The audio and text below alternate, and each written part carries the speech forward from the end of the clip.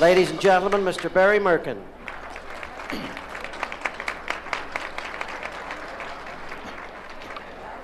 Ladies and gentlemen, we welcome you warmly this evening in a tribute to our most honored guest. Your distinguished presence here this evening is perhaps the finest hour experienced by the Friars in its illustrious history of honoring the most commendable names on the theatrical horizon. Tonight, friends, to begin our gala festivities, we depart from the traditional congregational singing of the Friars song, and in its stead, we present a streamlined version with Charlie Fredericks, the Eligibles, and as arranged by Joe Cooper. Please listen.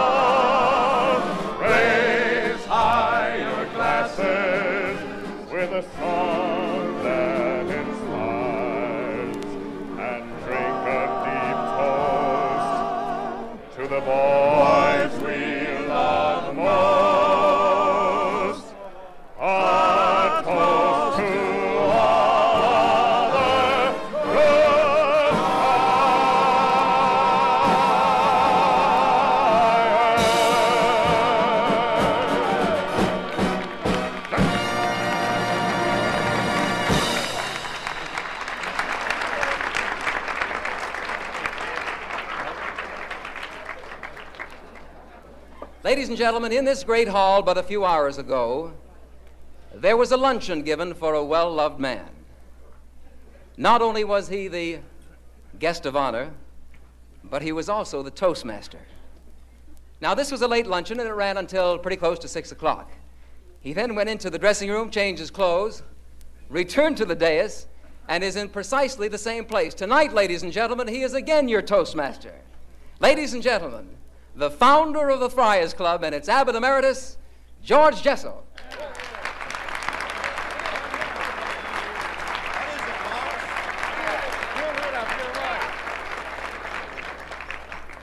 I'm always rather intrigued by Barry Merkin's being so articulate and by his picking out words that we seldom hear every day.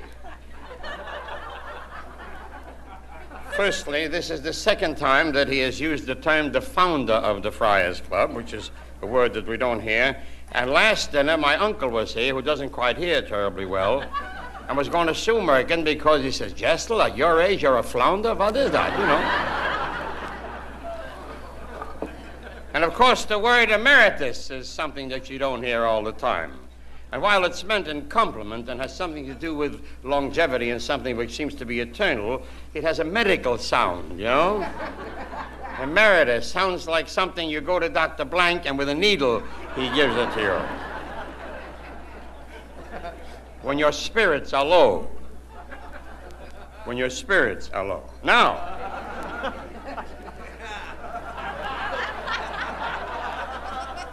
this is quite an evening, and there being such a great assemblage of highly talented people, to give it a sort of a tone and to keep the thing going in motion, I must tell you that this is one of the most pleasant evenings that I've ever spent. I say it seriously.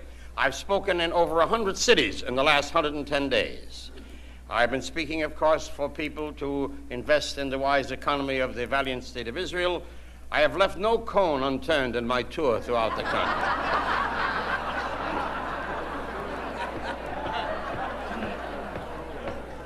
And so, perforce of that, to come to an evening such as this, an evening in which is so full of gaiety and joy that it doesn't necessitate me trying to tug at your heartstrings and say, why can't we get them out of Romania? I don't have to do that tonight. Because most of them are out of Romania and are here.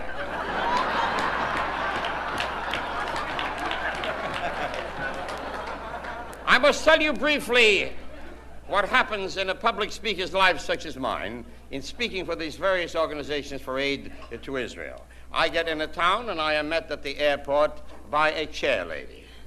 Bless her heart, she is most desirous of having the Bonn meeting a great success.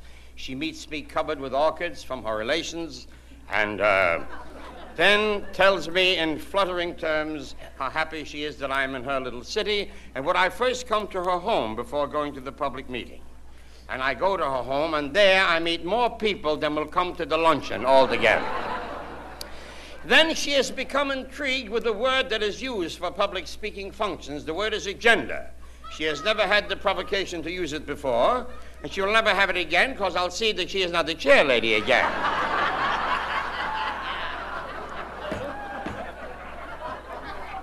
And, oh, Mr. Jessel, we have a wonderful agenda for this afternoon. And you must meet my husband. He also has a fine agenda. He's speaking somewhere else, of course, you see. Then we go to the ballroom, and perforce of it being for the Holy Land, the ditty begins with an invocation where a clergyman, a happy portrait of a clergyman in Israel, rises, and his function is to bless the bread which the Lord God bringeth from the earth. But he is not content only to do this, because he sees before him more people than he will see till Yom Kippur, you see. So he breaks in 2 new sermons for the high holy days. And then to show me his histrionic talents as an orator, he recites the last 3 acts of Eugene O'Neill's Last Day's Journey into Night. Then she gets up with the agenda, and she says, I want to thank all of you, she says, for making this luncheon such a great success, which it hasn't been because it didn't start. Nobody bought a quarter. And she starts to thank her friends. Mrs. Rosenberg, who helped her with her hat. If Mrs. Rosenberg hadn't pushed that feather here, the whole Israel would fall apart, you know. And another woman who knew her uncle in Bucharest. And then she says, I must thank my Aunt Anna. Even though she's been dead 37 years, if she was alive, I'm sure she'd have been around here this afternoon. And then with her eyes filled with emotion, she throws her head back and says, I would be amiss as a woman if I didn't thank the most unselfish person in all the world, my husband, for allowing me to take my time away from him to do this work. Now, she doesn't know it, but her husband wishes she had a lunch like this every day. Then I am sent to all portions of the United States. Because of my promise to Ben Gurion, I said I'd speak 100 days. They send me. I spoke in a little town in the deep south, Imglick, Louisiana. Now, why they sent me there, I have no idea. They have 4 Jews and a dog in this town.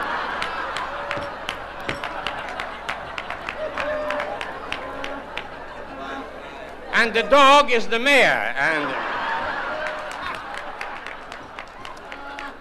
then, in other cities, I am met by chairmen. Now, for example, in another town, I was met in the deep part of Georgia. 2 Southern you would have met me, and they were very gracious. They didn't know me, only they guessed it was me, because I was the only one on the plane. Who the hell would go there, you know? And they say, Mr. Jessel, yes, sir, yes, I'm Simon Lazarus, I'm the chairman here. And they say,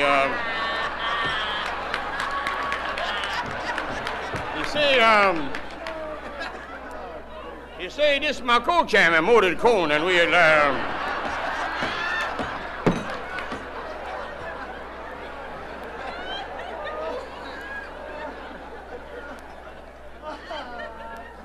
Now to the business of the evening, that of introducing the speakers. I personally will not usurp the limited time given all of us because of the majesty of this great legion of names that grace this dais. I wouldn't like Orlando, and as you like it, say, I am Sir Oracle, and when I open my mouth, let no dog bark. You don't know what the hell I'm talking about.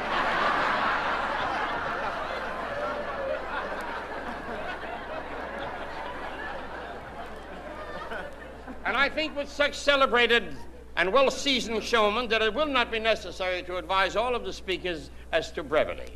In most cases, at all public functions where I act as the Toastmaster, I generally say that the best piece of oratory in our history is Mr. Lincoln's Gettysburg Address. And this, even if he stuttered, only takes 2 minutes. And I'm sure that what Mr. Lincoln had to say at Gettysburg is more important than any tribute to this drunken wop comedian.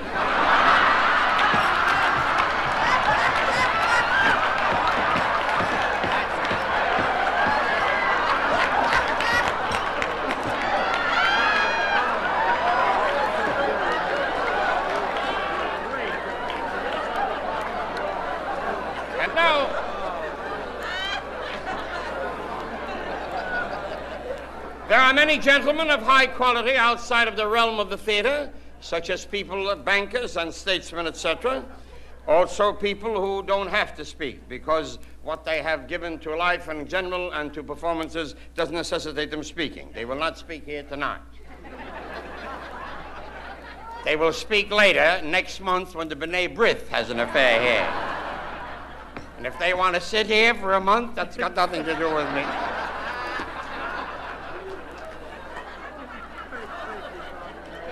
Now, I have some other stuff which is lousy, which I won't do.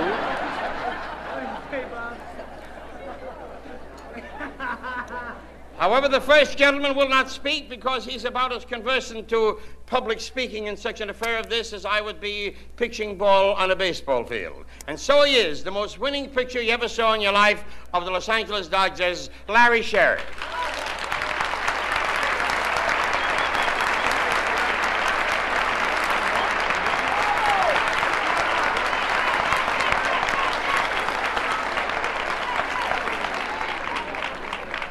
Mr. Sherry's prowess as a baseball athlete has won him kudos of all descriptions, but I think the highest compliment was paid from a restaurant on Fairfax Avenue.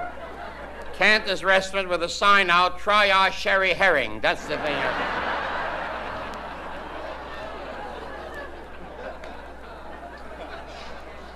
And now the world's most popular female impersonator, Tony Curtis.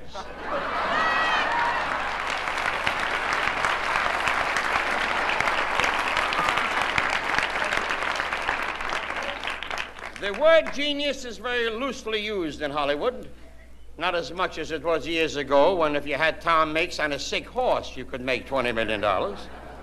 But here is a young man, handsome in stature, gray of hair, with the same kisser that he had as a little boy, I believe, and this is not with any humble authority because I have no humble quality of any kind.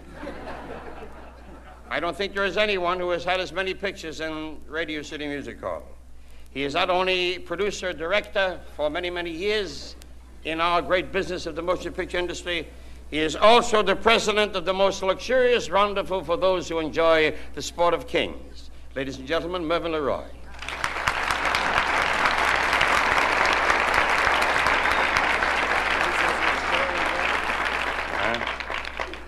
Next, I know of no man whose heart and coffers are so open to all those who need charity. The next gentleman I'm going to ask and bow, speaking about it may embarrass him, but I would like to have such an embarrassment. He's helped everyone regardless of race, creed, or color. I know of no one who has asked him that he hasn't opened his purse. Where he gets this money, I have no idea. How there is such profit in those lousy $3 shoes, I have no idea. But wherever he gets it, he soon gives it away.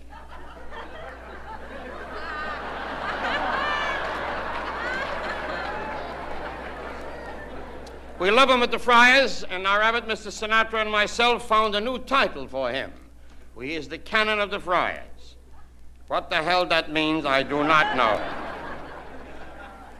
Yeah, but it was a good idea. Well, it was. Now, I'm told that a canon is a sort of a nobleman of the church. And this is truly a nobleman in this our way of living. And so I present them to you, Mr. Harry Carl.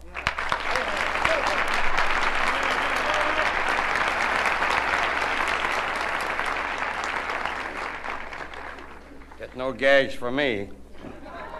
And now a most distinguished and happy portrait of an American actor. He has just finished, I understand, a wonderful picture called Spartacus, which my girl thinks is a Romanian vegetable. Mr. Kirk Douglas, if you please.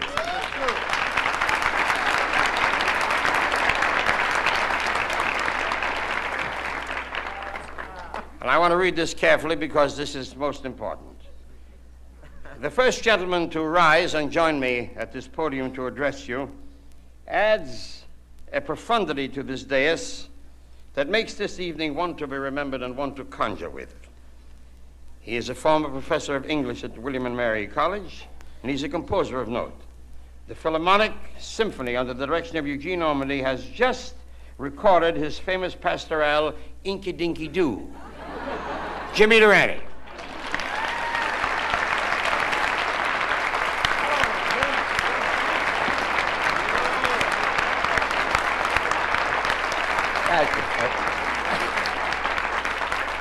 Thank you, folks. Mr. Toastmaster.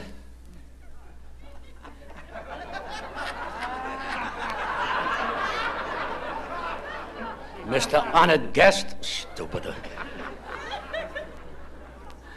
Distinguished members of the dais. Distinguished ladies and gentlemen. Welcome to the Sons of Italy.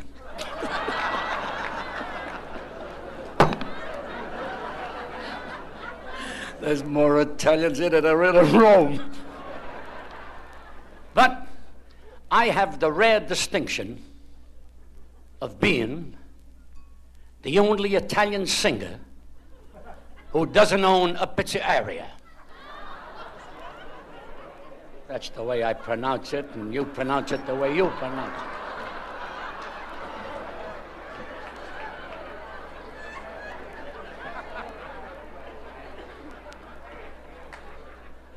You know, I'm very happy they put me on first, as when we were having cocktails in the press room, I was making some notes, and old boy Ski Nose here was looking over my shoulder.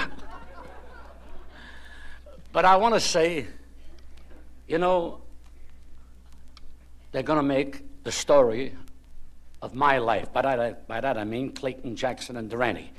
You know, they went a long way to get someone to resemble me. And here he is. It's real. I thought he was one of us. I'd like you to do me a favor, will you? Dino, huh? Will you stand up a minute? I'd like you to do what I do, will you? I just want to prove something. I just want you to do this.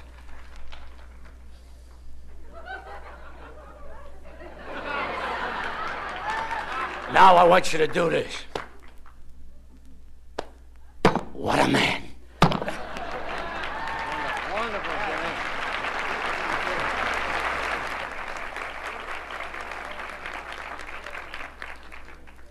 There have been a long list of what we know in the amusement business as stand-up comedians.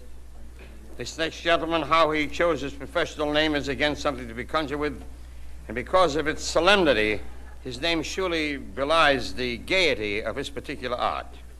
And I never realized it until the other night on an airplane where I live. I saw a woman reading a column and going, And she turned to her husband and said, "Isn't it awful? Bishop wows them at the Copacabana. How awful for the church. A bishop wows them at the Copacabana." One of the great, great young comedians of our time, ladies and gentlemen, Joey Bishop.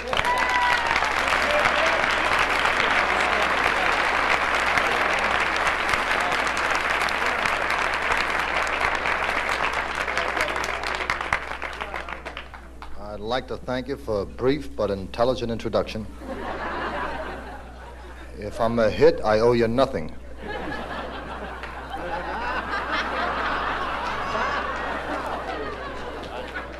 I would also like to say when I received a letter from Frank Sinatra inviting me here, I was absolutely thrilled. And then I flew for 8.5 hours was approached by George Jesselman and told to do not more than 2 minutes. This I didn't mind either because I was immediately given the thrill of leading the dais in.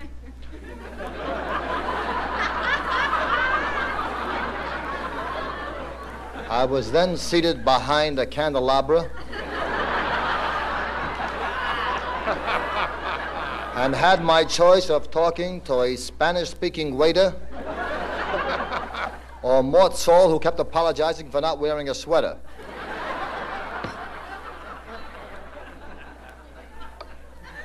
I do not know Dean too well. I am here because Mr. Sinatra wrote me this letter.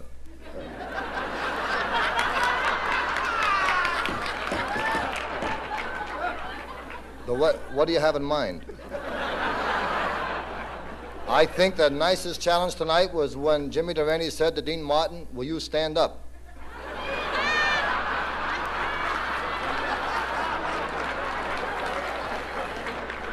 I came here not to honor Dean Martin. I came here to learn how to drink.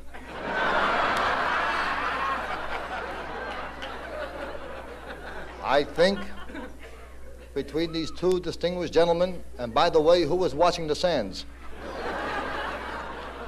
And I think I'd like to tell you also that Jack Entrada said, "Dean, you'll hurry up and get out of here because you're replacing Sammy Davis, who came here to honor you." I realize that I have only 4 minutes, George, which is even less time than it will take you to smoke the cigar. But I was going to cut. No, give it a little more. 4 minutes I would have to stretch. I am very, about time, Danny. I am very,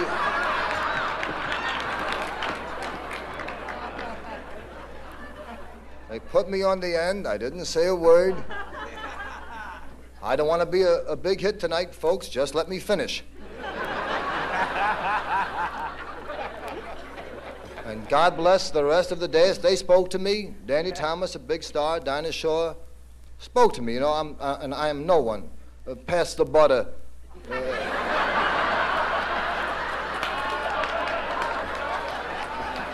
This was a big thrill for me, ladies and gentlemen. And I'm honored to be here at the Jewish B'nai B'rith, speaking to all of you. And I have not too much to say, ladies and gentlemen. I know that they are recognized as big stars, and yet I have watched the Arthur Murray party many times and have not seen any of them on it.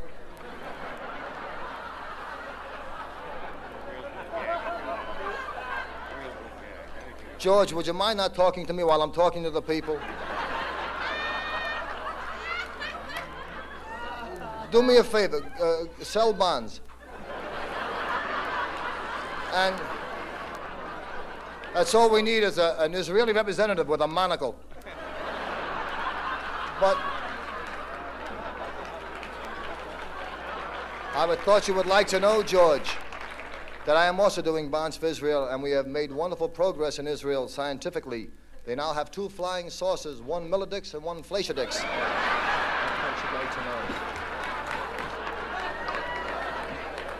I know nothing about Dean Martin, ladies and gentlemen. Nothing at all.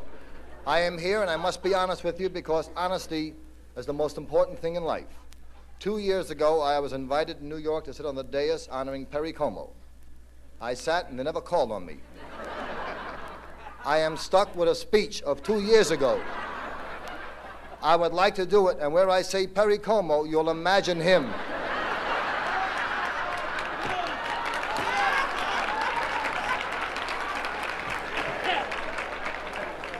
And our honorable vice president, who was supposed to have been here tonight and was not. Is that correct? He had to go to Washington. He had to go to Washington. I wish he had been here to see these big stars. Then I'm sure he would have gone to Washington and spoken to the president and convinced him that 20% is much too high for amusement tax.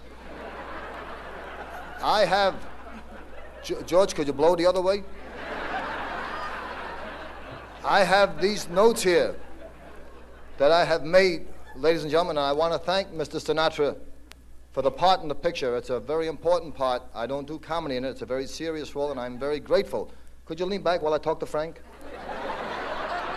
Could you move in, Frank, a little bit?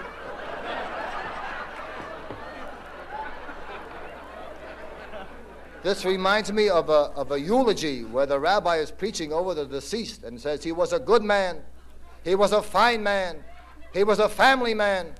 Son of a gun, I know him. And this is the part I have in the picture is beautiful, and I shall be grateful to you, Frank, all times. I mean that sincerely. Son of a gun, if I haven't been drinking myself. I play the part of an American GI, and I am married to a Japanese girl, and it's a beautiful picture, and I shall always be grateful, Frank. It's my first dramatic role.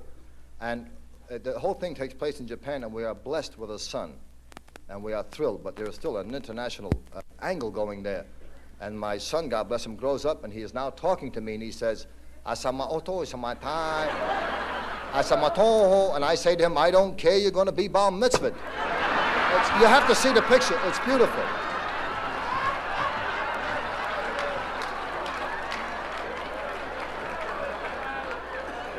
And I wanted to say, ladies and gentlemen, that this is absolutely could you laugh shorter? I'm running out of time. This is the biggest thrill of my life, sitting on this distinguished dais with so many wonderful, wonderful people in show business, many of whom I recognize from the Late Late Show. And I do want to say this to you. I have never been afforded this opportunity before. And I don't mind telling you that, well, to be honest with you, I came from a terribly poor family. And I sat here, my word of honor, and I thought the biggest thrill would be if my mother and father, God bless them, could have been here and seen me sitting here with such distinguished people. And you see, not only we were poor, my folks were not too crazy about me. They used to play little games like, one day I came home from school, they moved, you know. It gives you a feeling you're not wanted. So,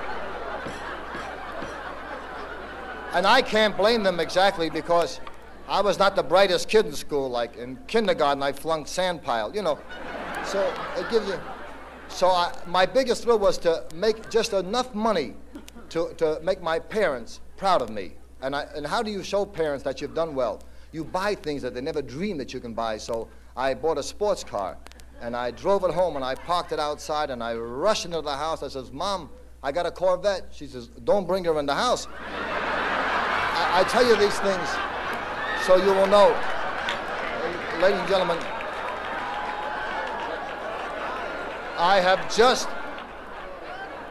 just received two very significant words from Mr. Jessel, in which he has said, and I quote, okay, baby. I don't know whether I am going over or whether he would like for me to get off, but I have a feeling that okay, baby is very important for me to make my exit. However, the hour is late, so if you'll take the candles from the tables and follow me, I think your rooms are ready.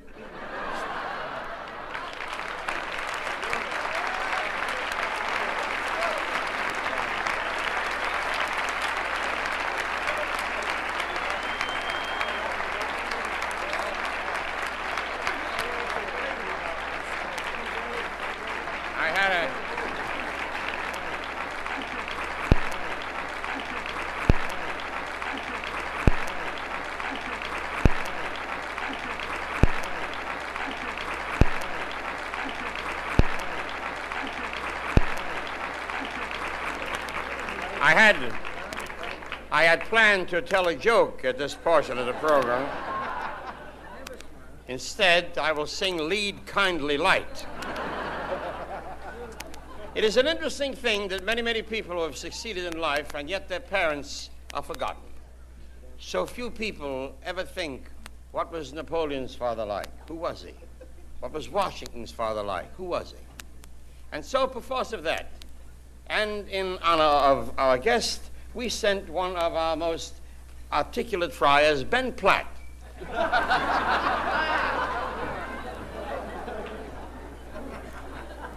to Italy to find as a great surprise and bring him here tonight, Dean Martin's father. And here he is, Alfonso Bellistoni Martino.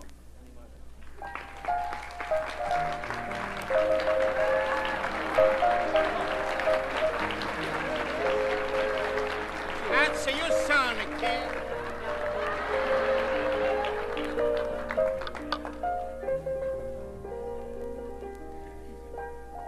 Good evening, ladies and gentlemen.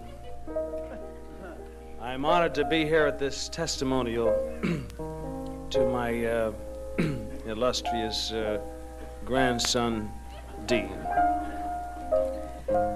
who I haven't seen since he was a very little boy. As I look at you now, I can't help recalling your early childhood in Montefino. You remember? Sure. I used to sit with little Dino in the backyard every afternoon under an olive branch and listen to him sing our native songs. I remember one song in particular he used to sing all the time. So tonight, I take the liberty to change the lyrics just a little to fit the occasion. With your permission, ladies and gentlemen, I would like to sing this beloved melody of our homeland in Montefino. You dirty rat bastard. Once again. Arpeggio. I don't hear it. Oh, Dino, Dino, Dino, my bambino. I still recall those days when you were young. I used to drink my Manischewitz vino and listen to those plaintive songs you sung. But since those bygone days in Montefino, you've grown to be a nice Italian kid. So while your pizza freshened to the whole world, I'm confessing, oh, Dino, Dino, du bist der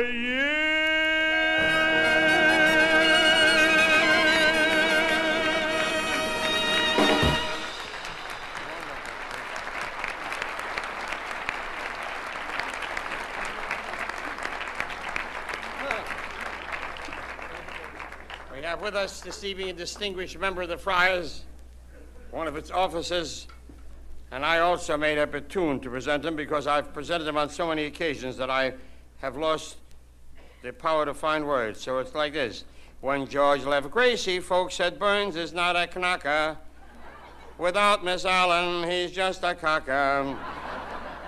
And though he sings with all the confidence of scorers, they say that he sings of Kapoors. Anyway, though he thinks that he can do so, he don't sing like Caruso, don't sing like Vaughn Monroe, he sings like Mickey Katz. Da-da-da-da-da-da-da, America's foremost baritone, George Burns.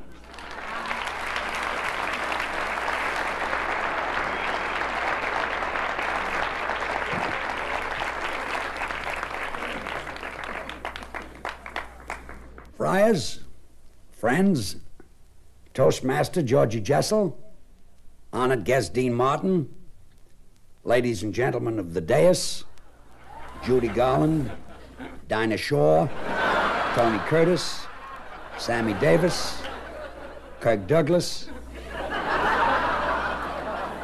Danny Thomas, Frank Sinatra. You see, I'm supposed to do 3 minutes, and I've only got 2, so I'm trying to kill a little time. No, I'm surprised that there are so many actors and comedians on the dais. I thought when the Friars decided to give the sociable to Dean Martin, there'd be nobody up here but us singers. You heard me. You also heard Jessel give out with a few notes.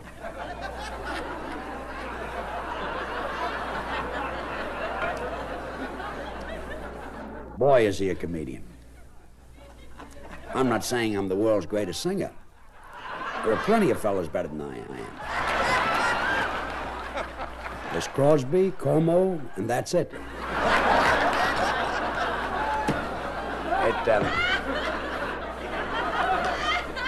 You see, since I played Vegas, I turned out to be the new singing sensation. I just had cards printed, George Burns Riot. Look, don't laugh.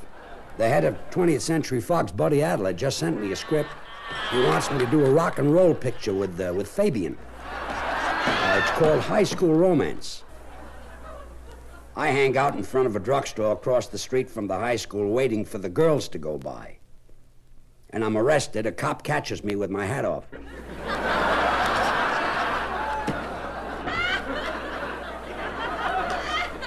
What'd you expect? I'm 63. Anyway, I'm here tonight to talk about our guest of honor, Dean Martin. I noticed that when all the comedians get up, they're always telling drinking jokes about Dean, and I guess that's an easy way to pick up laughs. But I've known Dean for a lot of years, and he doesn't drink at all. In fact, I don't know of an actor that worries more about his career than Dean Martin worries about his. Before we came on the dais tonight, he says, George, he says, Jerry Lewis and I are not hitting it off. We're having a little trouble, and we might have to split up the act.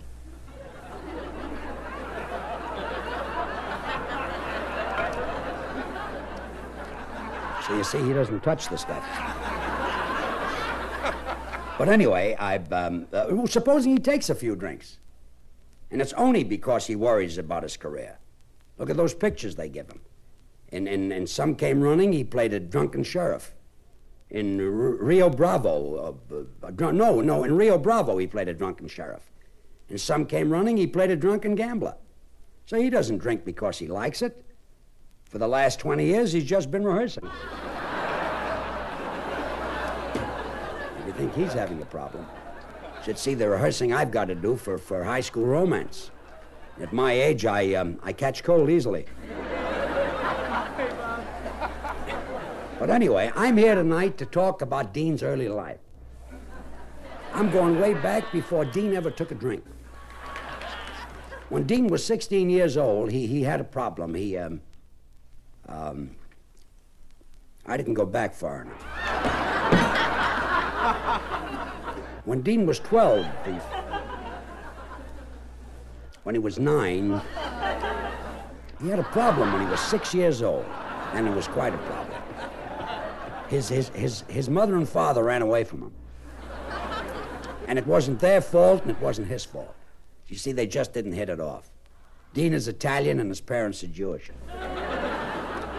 And the only reason that Dean stayed Italian, he knew someday Volare would be a hit.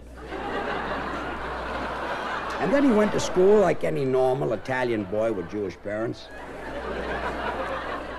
He did very well in school. In fact, he did great. By the time he was 12, he was carrying the books for 26 girls. There's a great story. Why doesn't Buddy Adler do something about that? I'd rather do that than have a cop catch me with my hat off. I'd like to do Dean's life. I'd like to live his life. But I'm not strong enough. I don't think he's strong enough. Anyway, if they made a picture of Dean's life, they'd never give me the part. They'd give it to Sammy Davis. He looks more Italian than I do.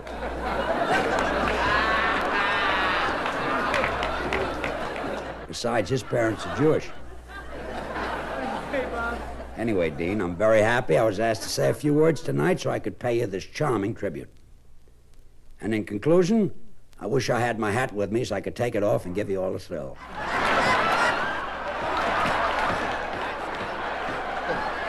You see, I'm supposed to do 3 minutes. I've got 10 more seconds to go. Friars, friends, Toastmaster Georgie Jessel, honored guest Dean Martin. That's 3 minutes, right on the nose. I must be a pro. Thank you.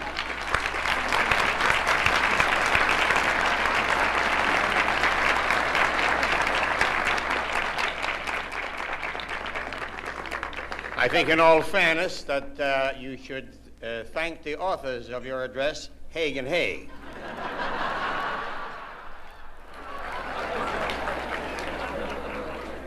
I have a local TV show here in town, and because of its having no set format, but because of it being, completely impromptu, I'm in a position to put anybody on at any time with complete freedom. I'm free to do or say anything, and so are they, because they go on for nothing, and I practically do the same thing. I sometimes get a bonus. Last year, I was given an unautographed portrait of Sophie Tucker's sister.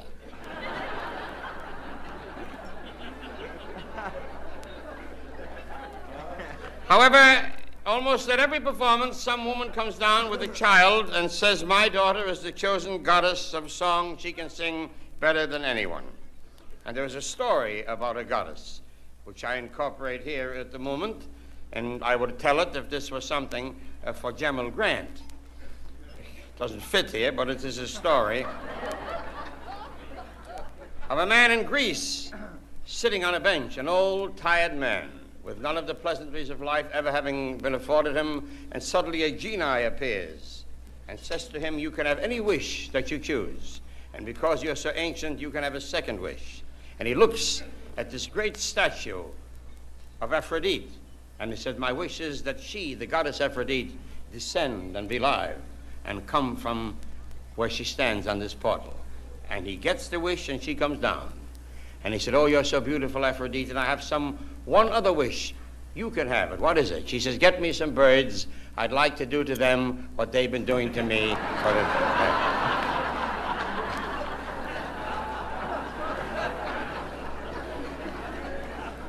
Now, the only contact that this story has is because it begins with speaking about a Greek goddess descending. And we truly have with us tonight a goddess of the popular song. Ladies and gentlemen, Dinah Shore.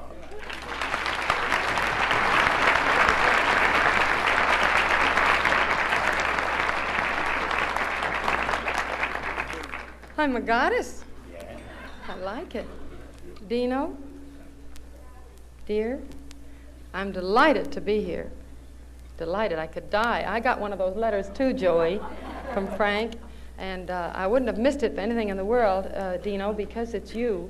But I must tell you that I've been to many of these affairs, never up here. And I've always been out there, and I've noticed that when anybody gets up here, they have to be funny. And I can be as funny as Yom Kippur if I want to. But the problem is that on our television show, you don't have to be funny. That isn't a problem, of course. You just have to be nice, or you have to be sweet. And we lose a few viewers that way. I know Oscar Levant doesn't watch anymore because he's diabetic. But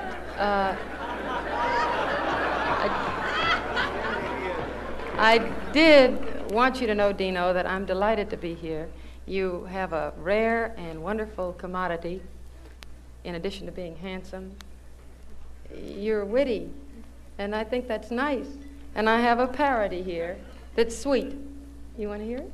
Cuckoo. You ready? Cuckoo. Ticker? The Gray Wolf's going to play it. That's Ticker Freeman there at the piano. Ready? I borrowed Dinah Washington's theme song to use this. Is it all right? Dino, you're a real peacherino. You don't sing like Al Martino. Still, you're sweeter than vino. You know what I mean, oh, Dino. You're delightful and witty. You're another Conway Twitty, or Phil Brito's brother Joe.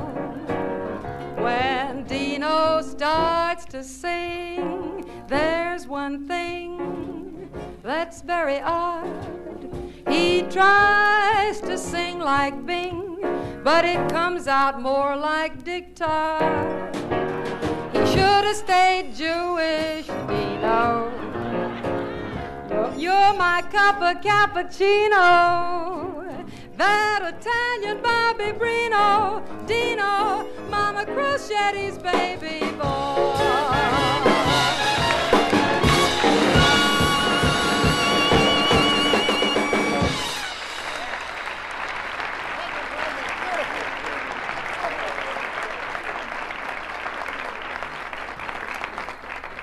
In the last decade, old soldiers of the comedy army, such as myself, have been lamenting about the fact that no new comic talent has been born. And it's true. However, in the last 2 years particularly, there has emerged a young man with a literary sense and a keen ear and a most observant eye. I think Eddie Cantor had the best word portrait of him in saying that he makes you laugh and he makes you think. The distinguished young American comic philosopher, Mr. Mort Saul.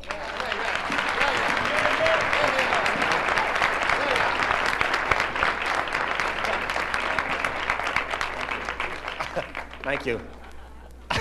I did this for you, I wouldn't do this for... However, you're not supposed to use pronouns if they're in the room. It's not right. With women if they're in the same state. And if they're in the same state... I have something to say about alimony. I'll talk about that later. As you know, no, they're going to do Dean's life. Ralph Edwards was going to do it with that book that he carries. And after Lowell Thomas, right? So, remember? So he was going to do it. And then... he asked them to get down to the studio on pretext of, come on down. He said, well, I'm going down the day of the show. He's very casual. And star time. And then Edwards said, well, it's a rehearsal, which is always the cop-out. And then he said, I never rehearse. And then they accused him of temperament. Now, the show, as you know, Dean is on for Ford now, as you know. The last special was for Ford. Frank works for Timex, as you know. And Dean doesn't work for them. They don't make a link bracelet, as you know, and he has standards. However... I dig that. But however, Timex, for those of you who don't know, is the time-honored watch which you've seen in drugstores. In fact, it's out here. On your way out, you might take a look if you're not in a rush. And it's being dunked in water, you know that one, and being hit with a hammer. You know that watch? And isn't running. You know that watch? That's the watch. All right. I'll tell you that later. I want to get back to Ford because of the steel strike. And our nation, as you know, was tied up first by the steel strike and then the Jewish holidays, paralysis, right? Now, you're in there. By the way, is Richard Nixon here tonight? There's no connection, is there? Well, so Richard Nixon is here. He's in the hotel, and he's staying here this week, as I pointed out earlier. And the Secretary of State is in Geneva, and the President is in Camp David resting. He couldn't be here tonight either, resting from the Georgia vacation. And now, we have, right? And every time something starts, I say to my elders, what are we going to do? And they say, rely on your leadership. They wouldn't be in Washington if they didn't know what they were doing. Right? And they're not there. That's what I've been saying, right? Right? I got to Vegas this year. I wanted to know what the Golden Circle was like, and I was there.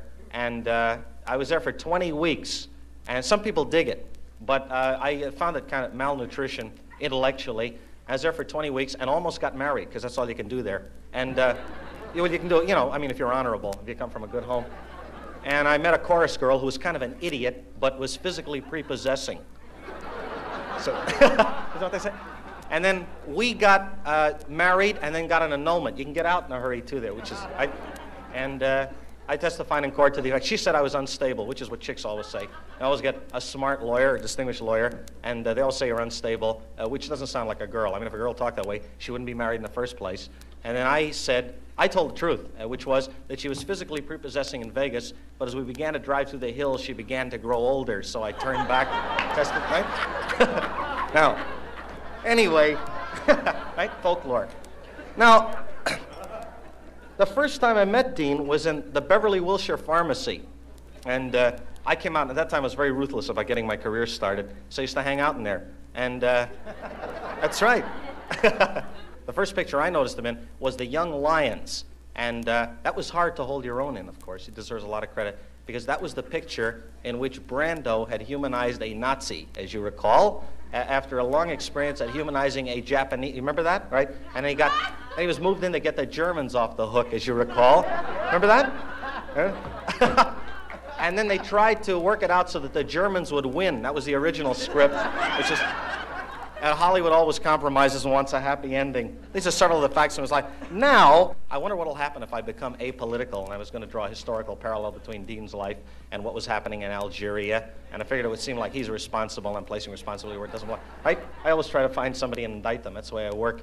And people, people thought I was addicted to overthrowing the government, which I was, except that I couldn't find it, which was one of the early, right? So, I will say this, since everybody else said something about Israel here, we have to stick together. I really believe in friendship here, because someday, if you'll forgive a maudlin note of sentiment from the heart, someday when we all go to that great Italian restaurant in the sky, how you like that idiom? Good, it's building. I thought I ought to say one word about Israel, because everybody sells bonds there, and you probably thought you lost your nationalistic instinct, and since you have to choose sides up here, I noticed that earlier as a basic premise.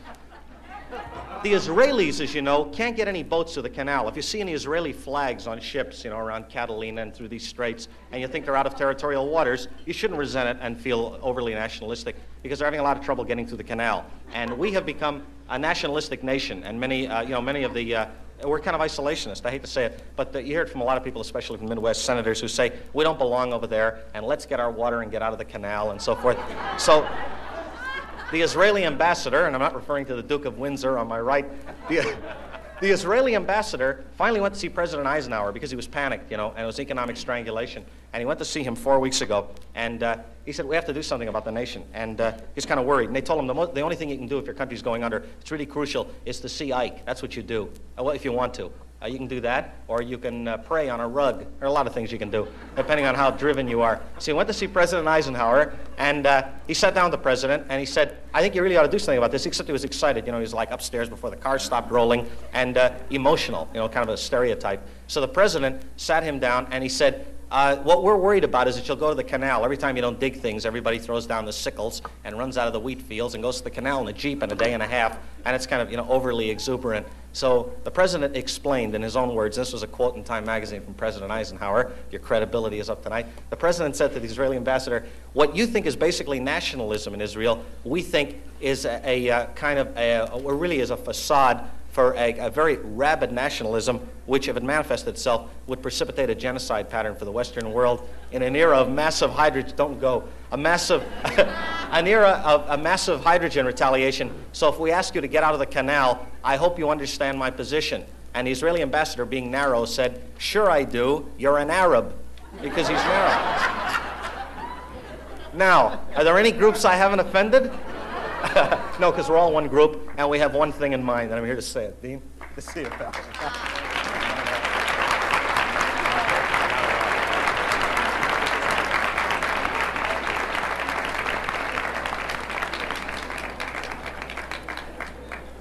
He did 7.5 minutes. Okay.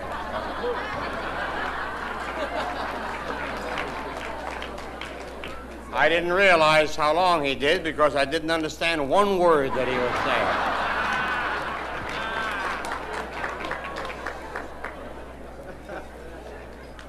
God damn Johnny come lately.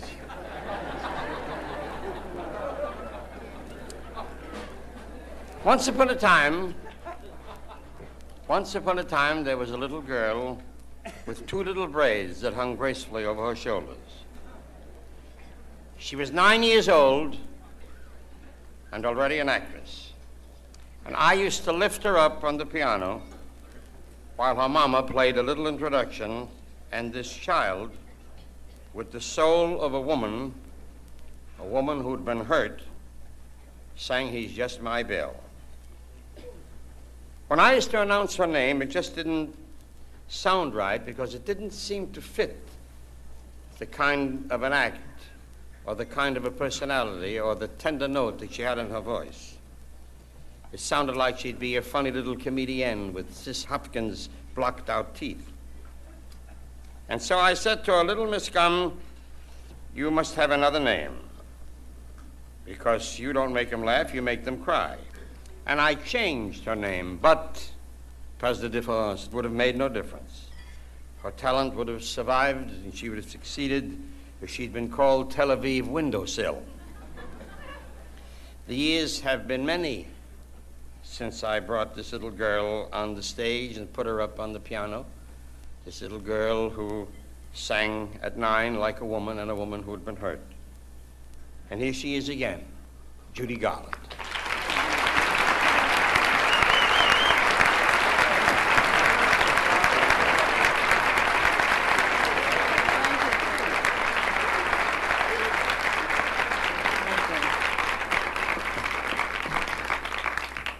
Thank you very, very much, ladies and gentlemen, and congratulations, Dean. I'm not very wise about making speeches. I'm not very funny, and I have no parody. So I guess I'll just have to sing a plain song, but I would like to dedicate it to Dean.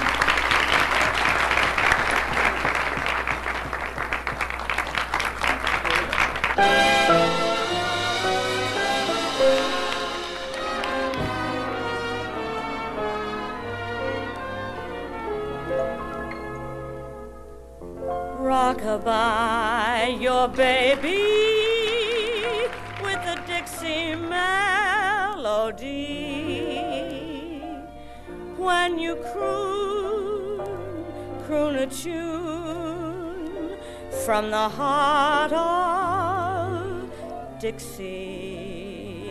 Just hang my cradle, mammy mine, right on that Mason-Dixon line, and swing it from Virginia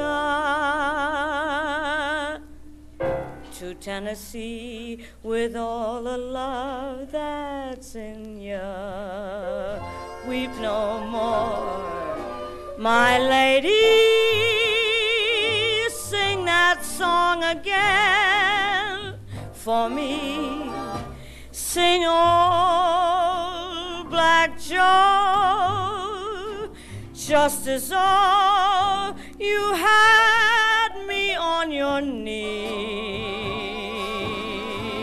A million baby kisses I'll deliver if you will only play that Swanee River rockabye. Your rockabye baby with a Dixie melody. Oh, weep no more, my lady, sing that song again for me. Sing old Black Joe, just as though you had me on your knee. A million baby kisses I'll deliver if you will only play that Swanee River rockabye. Your rockabye baby with a Dixie melody.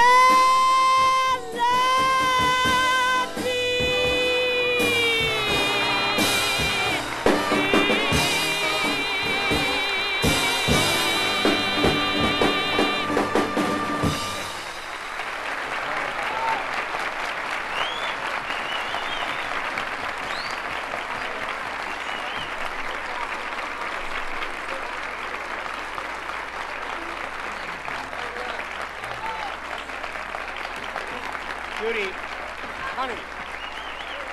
Judy, get up.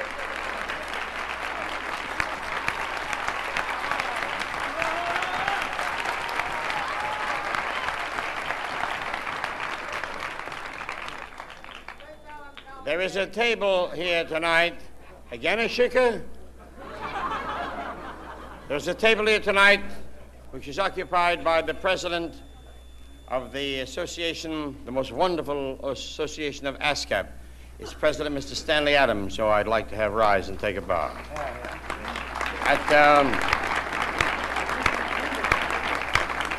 At his table is also the renowned lyricist Wolfie Gilbert, who made me promise I wouldn't mention his name. But this introduction of both Mr. Adams and Mr. Gilbert lead me to the presentation of the next gentleman who will come to this podium, who is one of the greatest lyricists of his time. And unfortunately, the lyricist doesn't get his share of the glory. throughout the years, you continuously turn on your radio or television, and it says, and now Jerome Kern's Old Man River. Jerome Kern's Only Make Believe. Sir Romberg's so-and-so. And it's unfair, because without the gentleman with the lyric, these things might not have been as successful. For example, let's take the lovely lyric of Oscar Hammerstein's Only Make Believe You Love Me. Only make believe that I love you. What? I know what I'm doing. Others find peace of mind in pretending. Now, supposing, instead of that, it had a lyric like this. There's a restaurant down in Pittsburgh where a Chinaman sweeps up the floor, but he sweeps this he keeps in the bathroom. How would that be, you know? And then again, Old Man River, which they generally say, and now Jerome Kern's Old Man River. It's all right, I won't sing. So, instead of the stirring Old Man River, he don't say nothing, he must do something. Suppose it was goodbye, Carrie, why don't you tarry and stay and marry your old pal Harry, I'm sure the chest. And of course, smoke gets in your eyes. Supposing it was... They asked me if I knew my friend is a Jew. How would that be, you know?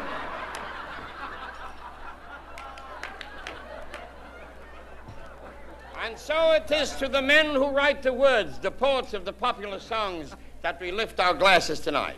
And the gentleman with us is without question the quintessence of what is good in popular songs. From parodies from the actors to comic songs to ballads, he writes lyrics all the way. Ladies and gentlemen, Sammy Cahn.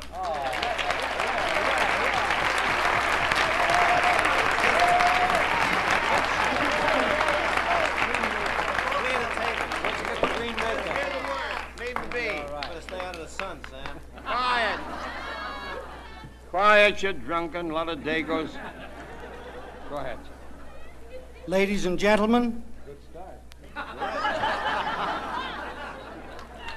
I must explain my presence here tonight. I'm usually the fellow who writes the words and hides behind the piano. I not only don't get on the dais, I hardly ever get into the room. This next piece of writing was supposed to be done by Mr. Phil Harris. I guess he knew he was going to follow Judy Garland. He's not here. Now, if this parody doesn't go over, you know what a bad delivery Phil Harris has. But tonight I heard much mention made of our chum, Mr. Martin. I'd like to pay tribute to the man behind the man. Let us go to the beginning, to that far and distant day. Here's a tale well worth the spinning. It's the tale of the Mac the Gray. They all said he was a daft man, handling fighters for no pay. So he teamed up with that raft man, the amazing Mac the Gray. Mac was more than a companion. They were buddies night and day. Up there in Cold Water Canyon, Mr. Raft and Mac the Gray, their amours were quite historic. They were swingers all the way,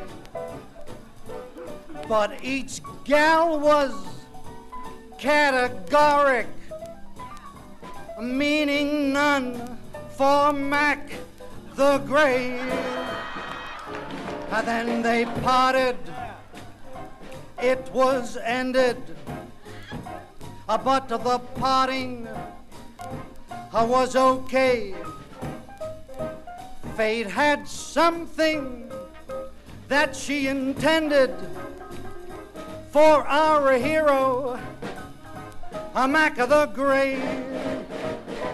Our boy Mackie, he was only starting to get rolling, like they say, 'cause he bumped in to Dino Martin, who sure needed Mac the Great. What they built, there's no upsetting. Could you upset MCA? What the gimp was to Ruth Edding, it's the same with Mac the Great. So let's toast them and be merry. Drink to friendships that will stay, to that extraordinary Mr. Martin and his Mac the Great.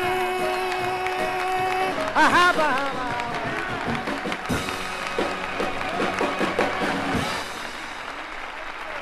didn't you give that to me? That's mine.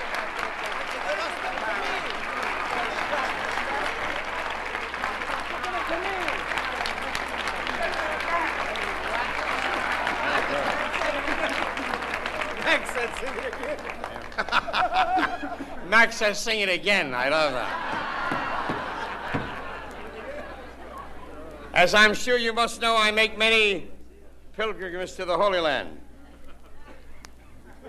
I often walk through Judea and the hills of Jerusalem and gaze across at a neighboring country, Lebanon. And but a few months ago, I stood for more than an hour looking at this little country and marveling at its great cedars that are so often mentioned in the Bible and in holy books. And a tourist said to me, "Mr. Jessel, you seem to be searching for it. What is it?" I said, "I want to find the home of where my friend was born, in Toledo, Ohio."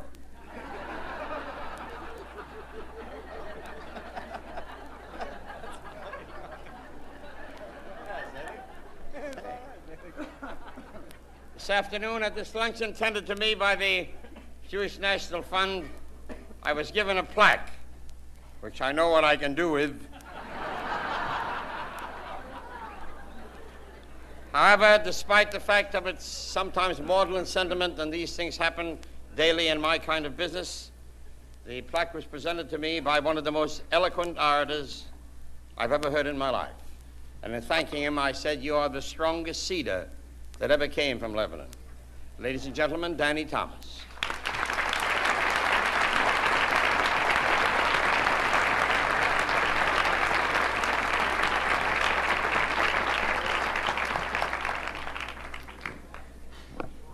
Baruch atah Adonai Eloheinu melech haolam hamotzi lechem min haaretz. I noted that hamotzi was not said when we started eating. With Leo DeRocha here, it's not fitting to leave it out. It is true, Mr. Toastmaster, as you stated, you and I were here at 3:30 to some 5 o'clock this afternoon, listening to some wonderful speeches and watching dedicated people working toward a cause that, please God, shall be most successful. The rehabilitation of a part of this world that needs rehabilitation. And since Mr. Dean Martin needs no rehabilitation, I'd like to say a few words about Israel.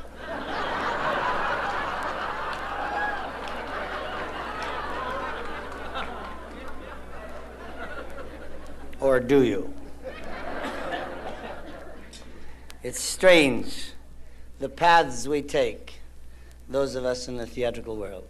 This afternoon, I was chosen and considered it a great honor to pass on from the hands of the good Jews of America a plaque to a great American and the greatest Jew of them all, Mr. George Jessel, a plaque for his wonderful work raising multi-millions of dollars that this little democracy might survive.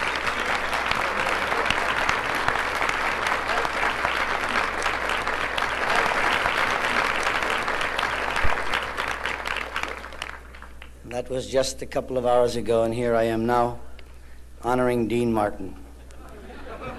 From Mogan David to Jim Beam in one day.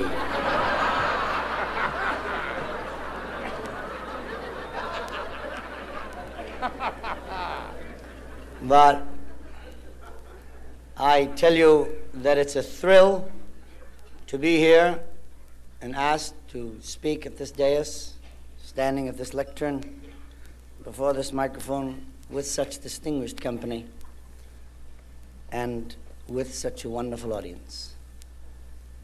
I am truly honored in many ways. I have many reasons for feeling honored. I feel a kinship to Mr. Dean Martin. Mr. Martin and my wife are both of the same nationality as Pope John the 23rd. And there is a kinship there. So Mr. Sinatra is my neighbor, and he insisted that I come here tonight because the dais was going to be short. They weren't going to have enough people to speak tonight. And I said, my doctor asked me please not to make any public speeches for the next few weeks, else I blow my TV show altogether and not be able to perform it. They implored and prevailed, please would I. And yesterday I received the telegram asking me to limit my remarks to 3 minutes. It's interesting, too, to note that the Italians have taken over the Friars Club. Next, Hillcrest.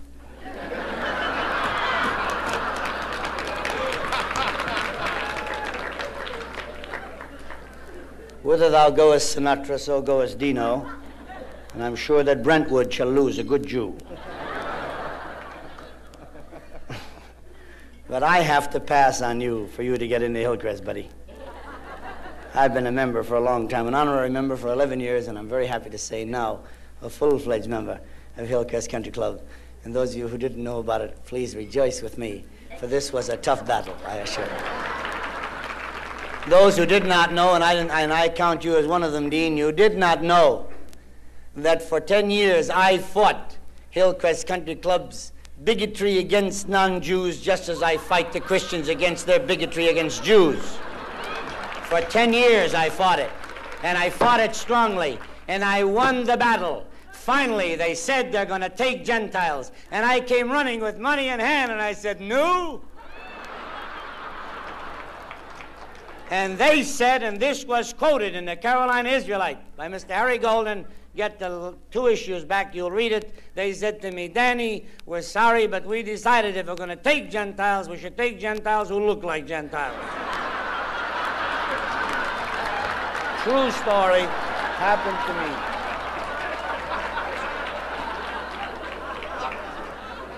But long ago, foreseeing the ultimate goal to become a member of Hillcrest Country Club, long before it was open to the world, Dean Martin took care of it by having his nose hacked off. But I, sucker that I am, living with what nature gave me, going through the world with my nose as it is, turning down L.D. Mayer, Darryl F. Zanuck, and all of the motion picture industry, who prevailed upon me and insisted that I could not make good in a mechanical medium unless I had my nose fixed. I refused to have it fixed. I was born with it. I said, and I shall take it to my grave. Who do you think is going to play Jimmy Durante?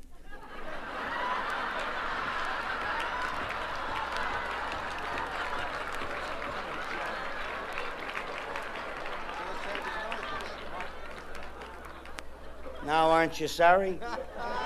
They got to build it up for you now. You'll all be sorry. You and Vic Damone and Milton Berle. Every one of you guys that had your noses hacked off are going to be sorry. When the day of judgment comes and St. Peter asks you to give an account of yourselves, you bums are going to have to come back and look for that little piece.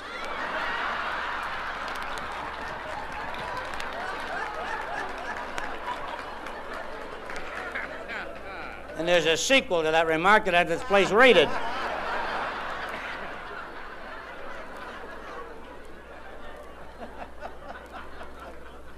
You think I could look like you? If I thought sure I could look like you, I'd go to Dr. Parks tomorrow and have him act.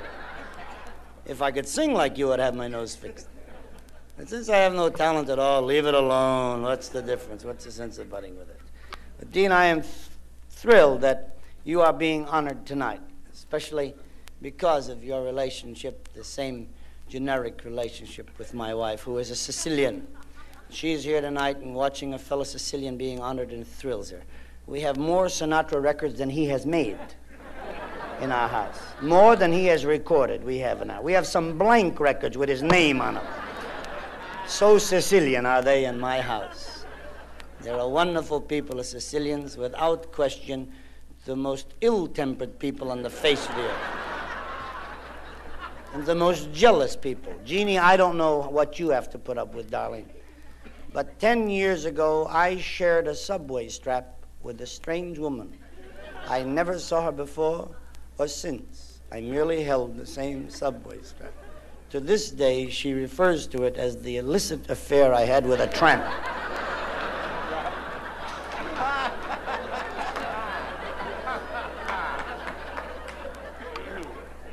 And once I just smiled at a redhead, and she smiled back. This creature of God, and Almighty God says, thou shalt love thy neighbor as thyself. And with not touching, not even getting the scent of her, I merely smiled. And she smiled back. That night, under my wife's pillow was a butcher knife. I said, honey, what's that? She said, go ahead, Casanova, take a chance, sleep.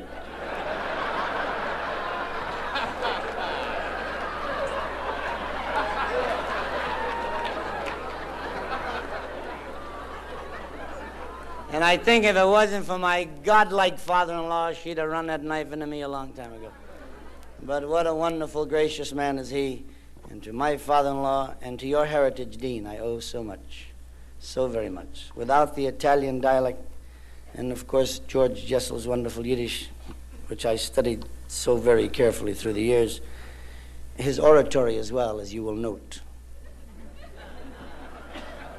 I'm quite I don't mind your smoking. Inhale once in a while. This is my nose, not a filter system, you understand.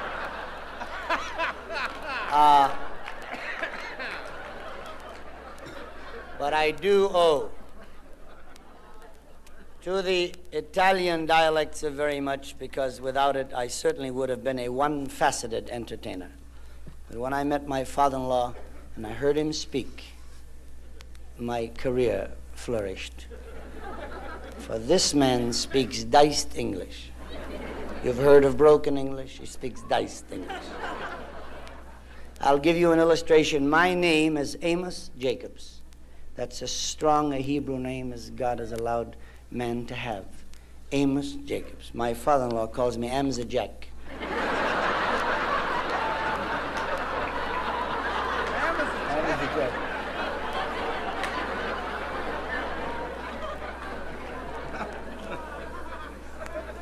So, dear, tonight, revel in it. Revel in it. Sicily is being honored tonight. And not just because this Sicilian happens to drink a little bit, because he doesn't drink too much, I guarantee you that. I was privileged to present Dean Martin on my television show last season. He not only showed up on time, he showed up an hour early, every day. He never even drank ginger ale, not water, not nothing. He was positively, absolutely marvelous. And if I were to choose the 10 best shows out of the 215 I have done to date, I would be absolutely unjust if I did not select the Dean Martin Show as one of the top 10 of the 215. Dean, God bless you.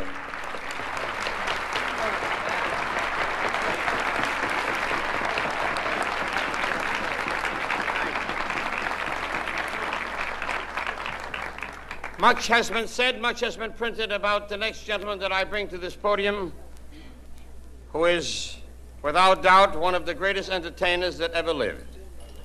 Much has been said about him in reference to his possible conversion from one belief in the Almighty to another. This is unimportant. It is only important the fact of people who believe in God. In which way they worship, the scriptures are practically all the same. They all say the same thing and are all based on the one thing of the original Jochanan John, who answered it all but saying, love you one another. I told him when he said, yes, I believe I'm going to turn Jewish, that it was quite a problem. I explained to him that there were certain rituals to go through. One particular one, which at the age of 8 or 9 days doesn't hurt.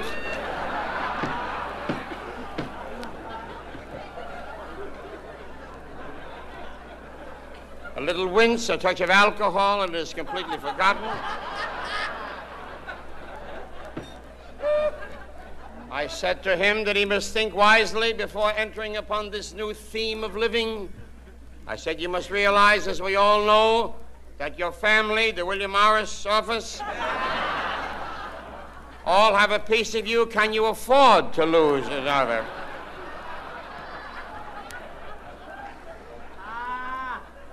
What I meant is peace of mind, and why you are laughing, I have no idea. No doubt Al Hart did something funny in the back.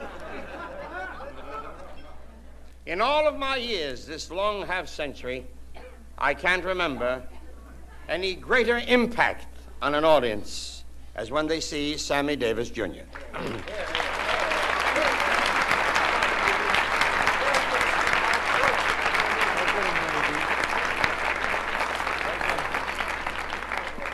Thank you. Thank you, Mr. Dressel, Mr. Toastmaster, honored guest, and ladies and gentlemen, I am very proud to be here tonight. And I would like to say that I am as thrilled as I am. It's kind of hard to say this. I don't know exactly how to say it. Maybe I can best explain it this way. You see, I have never had a jealous bone in my body. I have never uttered a jealous word in my life. And I have always been content to be just what I was meant to be. No thought of envy ever caused me strife. But after watching Dino and Frank, I'm starting to change just a bit.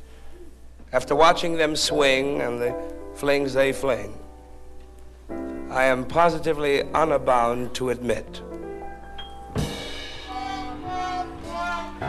I want to be Italian. That's what I want to be. If I could be Italian, man, wouldn't they envy me?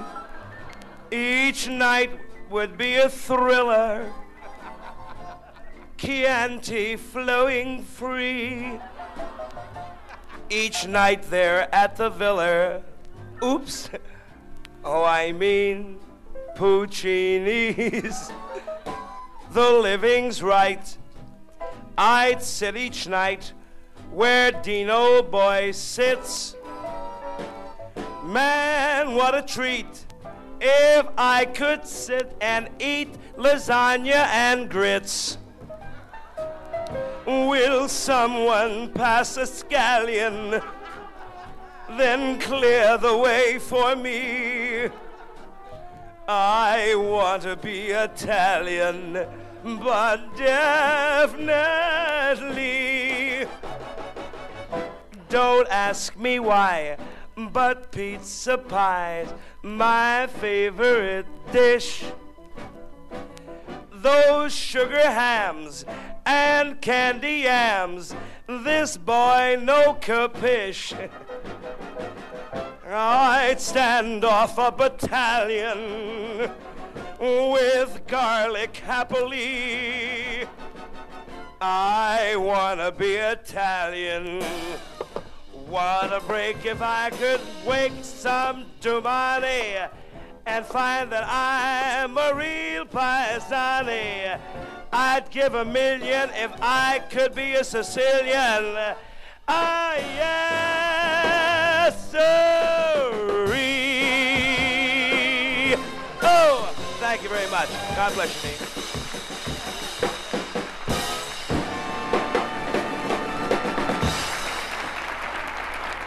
I want you to know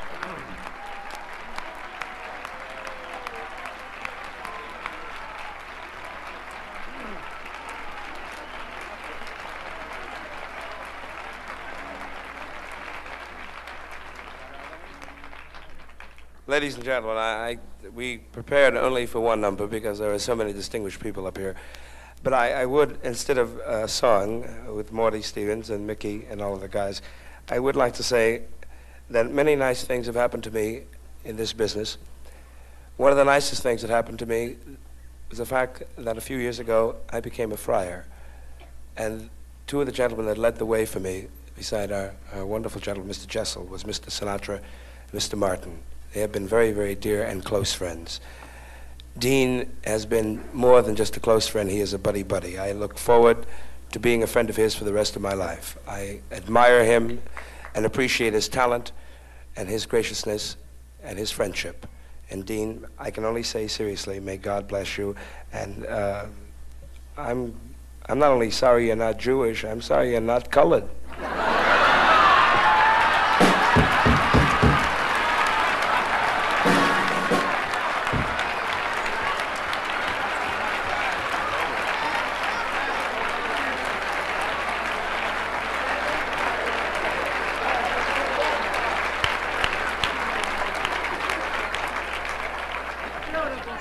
Oh, my God.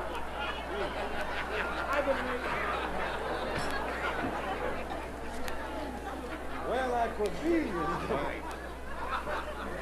Jolson singing Hatikva couldn't follow that.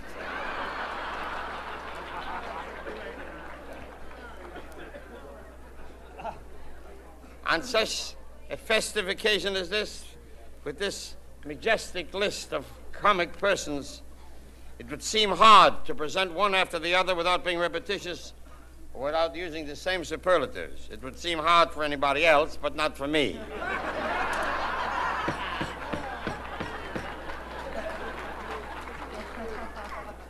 And so without any reaching for any pearls to fall from my lips, I can only say your next speaker is the most popular American comedian that ever lived, Bob Hope.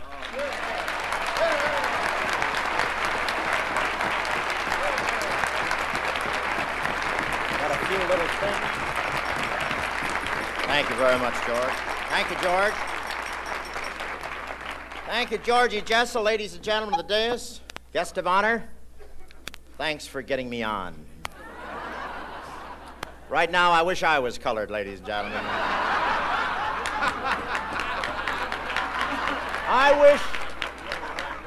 I wish I was a colored Jewish Italian.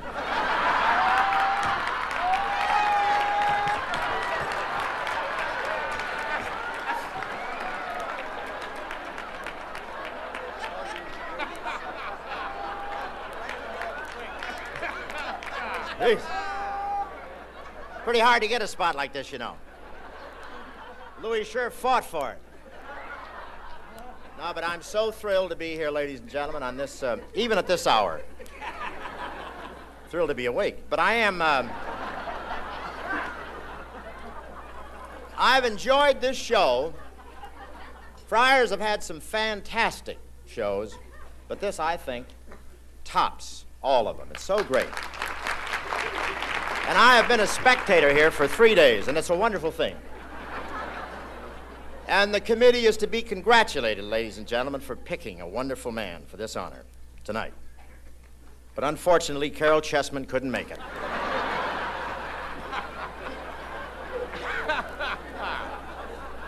So we're hung with this pub owner who had to open a restaurant because he had a garage full of swizzle sticks. Anybody want to buy 12 drunk jokes? I'm so...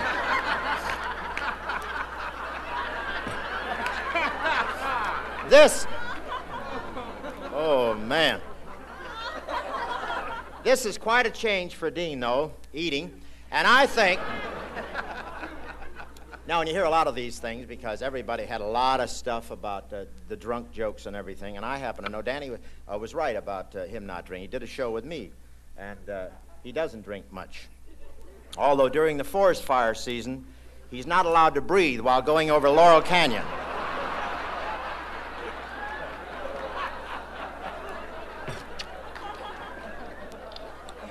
Everybody's here. I've never seen such a gathering of celebrities, ladies and gentlemen. Everybody's here except one fella, And Jerry's outside in the parking lot letting all the air out of the tires. But it's a thrilling thing, and it's a great tribute to this man's talent. Dean, the way he works. I mean, after all, he's not just a singer. You couldn't call him a great actor, and he's certainly not a dancer. And that's why I guess he's been a hit so long. They're waiting for him to start.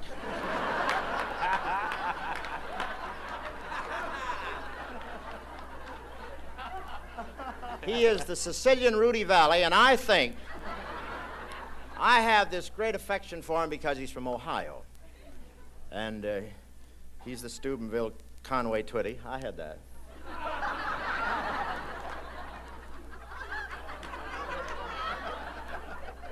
She'll love to be a retake.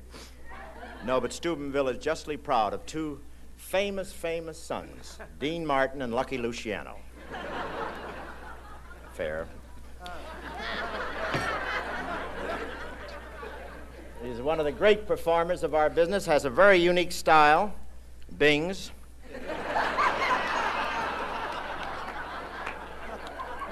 Who couldn't be here tonight because he's giving a pep talk to Charlie Coburn.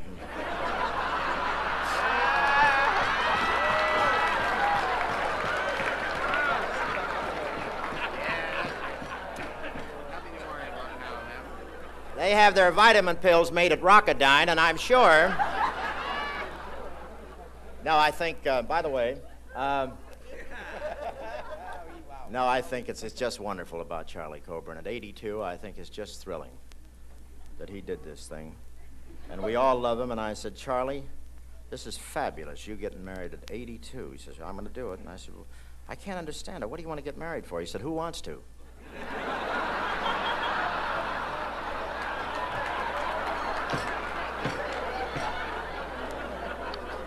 I got some other garbage. But I have known this boy for a long time. I knew Dean way back when Cy DeVore was a cutter in a synagogue. Way back when Bill Benelli was a choir boy. Played here one time. Cy DeVore, that's the Don Loper of the mozzarella set.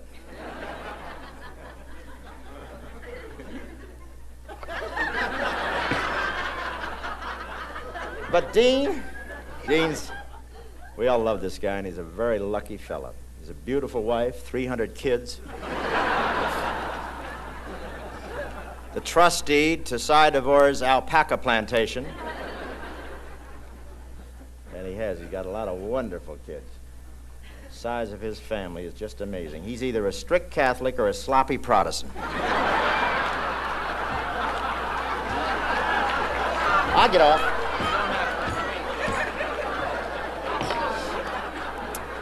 And I want to say in these days, Dean is one singer that isn't rigged. Whether he's fixed or not, I'm not sure.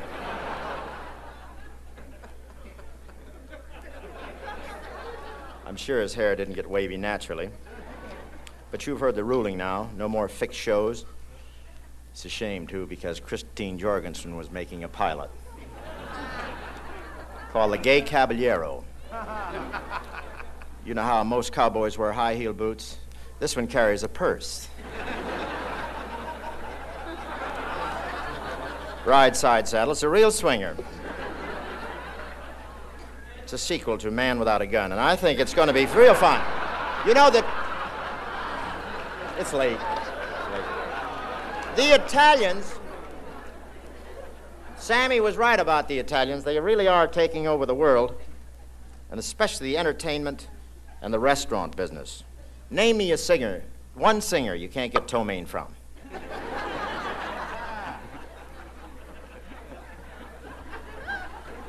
They're taking over the whole bit. I don't know why we worry about Russians and the bomb, but I'm worried about these Italians that sprinkle a little cheese on and eat us alive.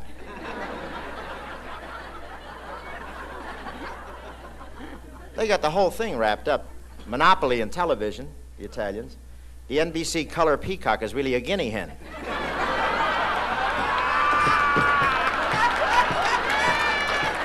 Maya.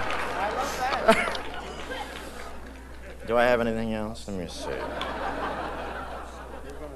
Not they did that. I did that. We're going to sue. That died. You're not going to sue. I'm joining you. I'm like Sammy. I'm going to join. I'm going to become an Australian. We Gentiles have to do something to get even for Liz Taylor and Sammy Davis Jr. Oh, you ruined that early. That's all. I just want to tell you that this is a great friend of mine for years, and I was thrilled to be here. I got the usual letter from Sinatra, also a very subtle invitation from Mac the Knife, an engraved bullet through my window. And I wouldn't miss being here because this is a guy, I depend on him for a few dollars on the golf course. He plays well for a man that leans most of the time. We played at Tamarisk down in Palm Springs a couple of weeks ago. He had a nasty accident on the first hole. It was a little chilly in the morning. He breathed on his hands and they disappeared.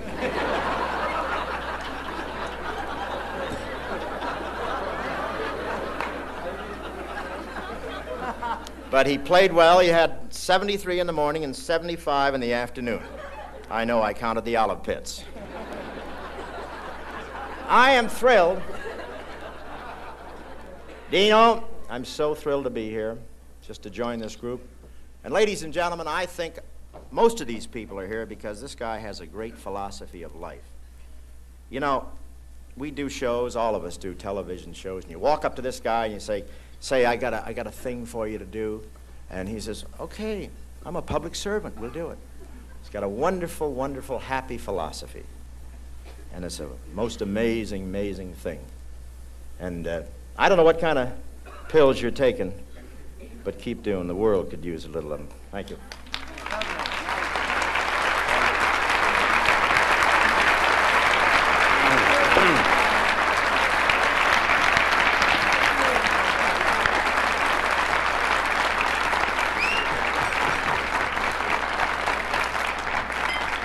Ladies and gentlemen, I wrote a book in 1943 called So Help Me, in which I predicted, I thought, the success of several people who were way in the offing as far as the splendor of the spotlight was concerned. One man in particular that I'd heard sing in a little nightclub, I said, this is the fella. If he don't get it, then nobody will get anything.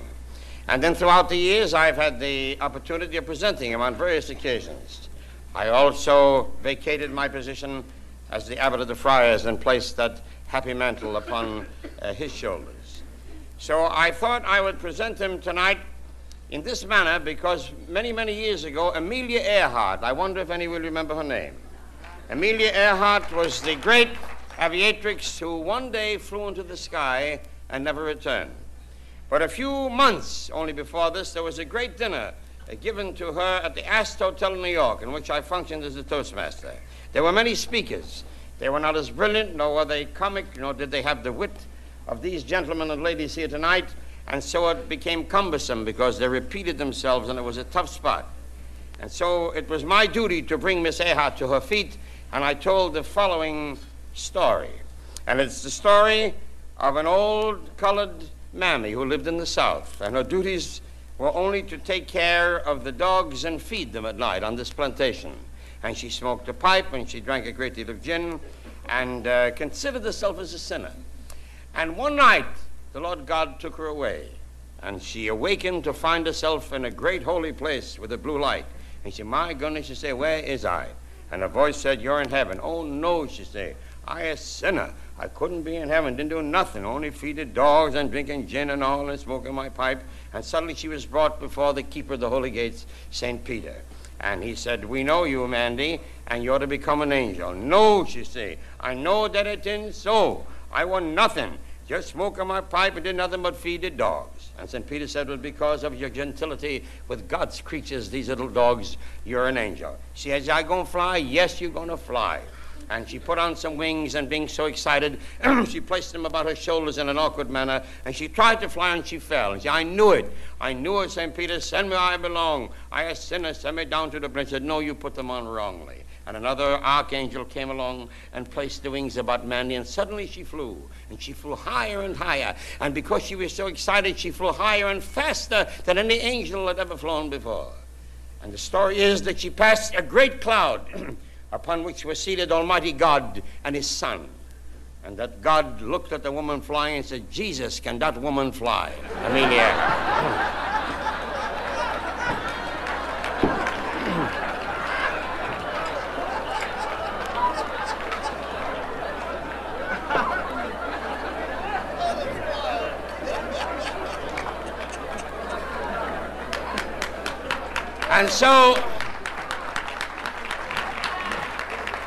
And so, ladies and gentlemen, ain't he great, Frank Sinatra?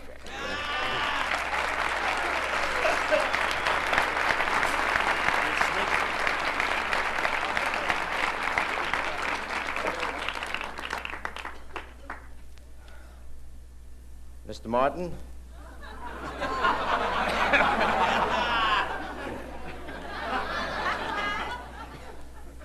Mr. Toastmaster, honored guests, fellow friars, ladies and gentlemen, I have to go to the bathroom.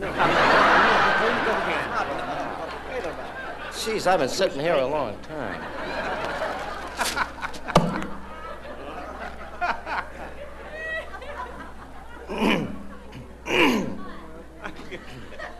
I don't have to sleep outside tonight. I can get a room right here, can I?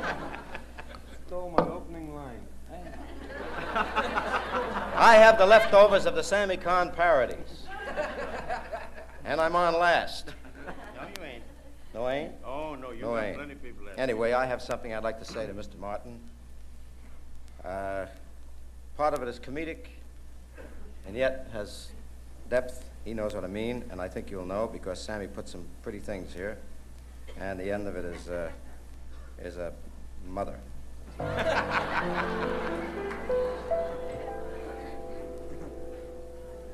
My old man would never believe all of this, you know.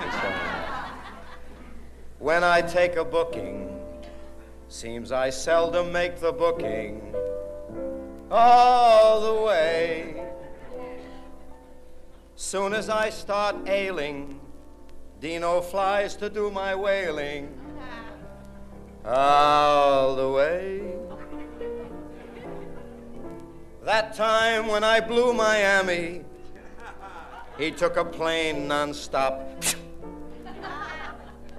Some creeps might insist he's hammy, but he's just a lovable wop. When my throat's in trouble, who's the one they ask to double? Night or day? Get ready, I think I'm running out of gas now. He's one in a million. You could say he's my Sicilian, Gordon McRae. Except he does all the circus work for me, outdoors and all the lodge jazz. Someone asked him why he does it.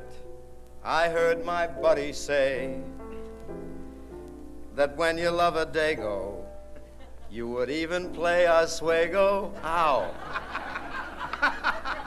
For no pay, all the way.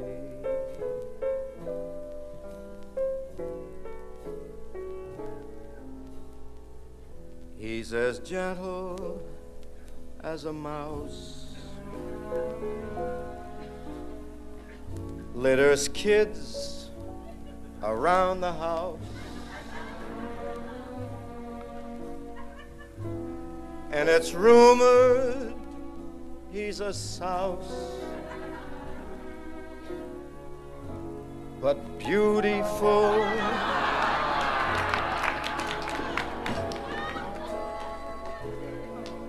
Beautiful like Joey Lewis, but in a Latin way.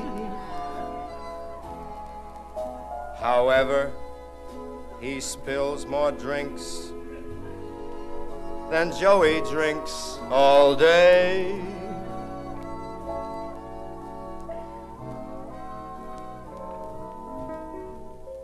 As a gambler, he's the worst.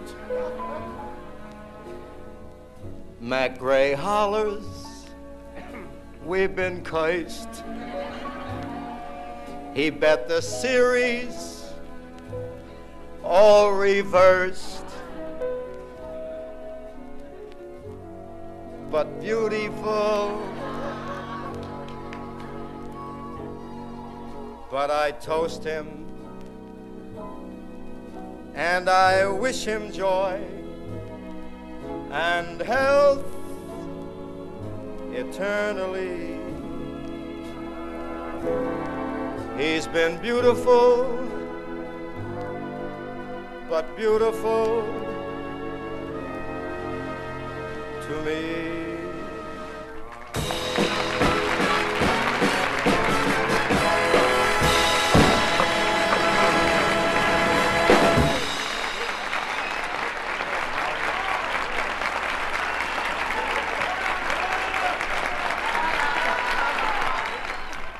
It was remarkable. Frank came out and said, I got to go to the bathroom. And Bob, who would say such a thing? You know, who could get away with such a thing? So I said to him, Sinatra, as he stands now, could come out to any audience. And ladies and gentlemen, Lincoln was a schmuck.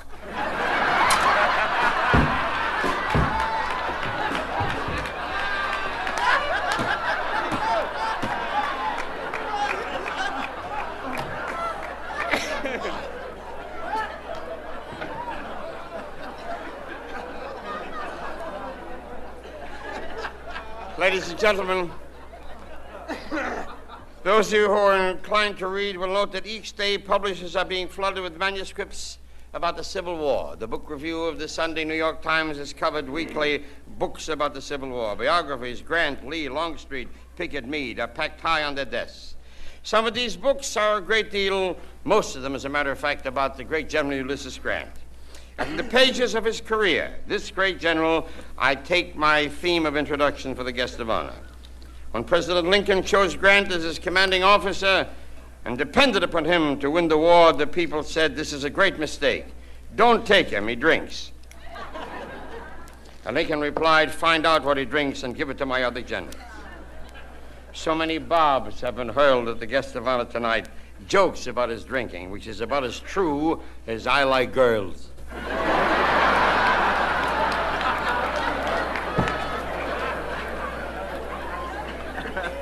However, if it were so, then every theatrical producer, every motion picture producer, every television and record company should say to all of their actors and singers, find out what he drinks and you drink it too. Our beloved Friar, Dean Martin, ladies and gentlemen.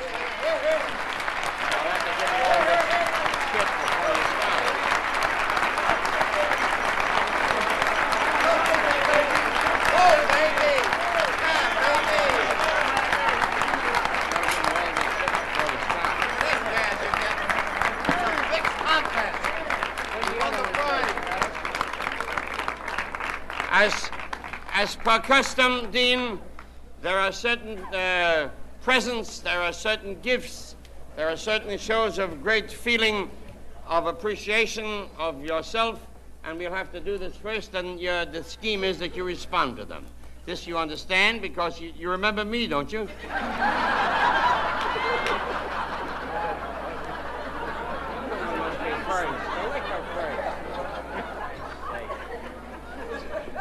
Mr. Chairman? No, no.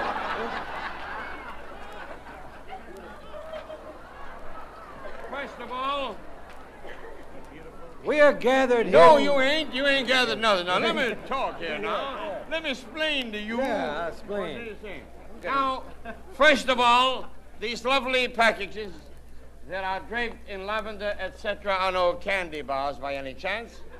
And firstly, for the national distillers, we have a gentleman who represents them here tonight who's going to make a presentation and present you with a scroll, as well as a great deal of liquor. How about And that? this gentleman is a very happy portrait of the scene in which we're all privileged to live, of democracy. He came from here. What is that? How about that? What is that? First line of my speech. I want to say the thing. You'll have plenty of time. You're on a 2:10. This man who's going to read the scroll to you. Why you keep yelling? Get your hold it down. No.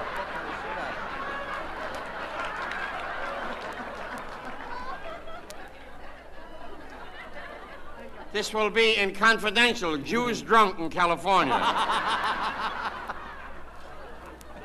This man, I should say it softer?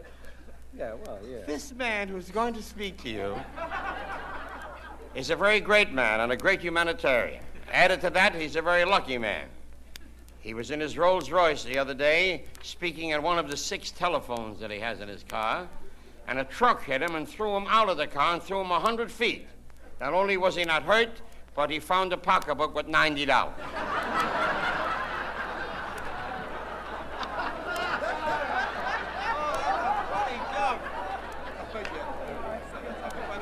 And so, to read a scroll to you, we present the eminent Hungarian banker, Alfred Hart.